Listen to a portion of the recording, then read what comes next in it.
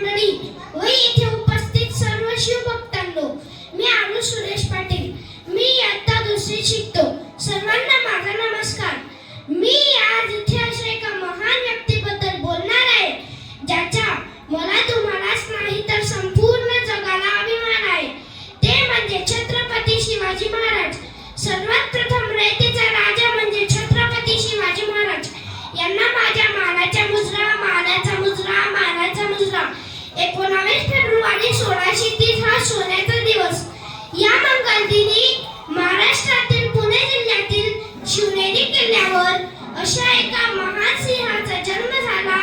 तो सिंह म्हणजे छत्रपती शिवाजी महाराज. ते माता जिजाऊ व शहाजी राजे यांचे पुत्र होते. शिवराय लहानपणापासूनच अत्यंत हुशार व चाणाक्ष बुद्धीचे होते. त्यांना माता जिजाऊंनी उत्तम संस्कार व शिकवण दिली, तर वडील शहाजी राजे यांच्याकडून त्यांना शौर्याचा वारसा मिळाला.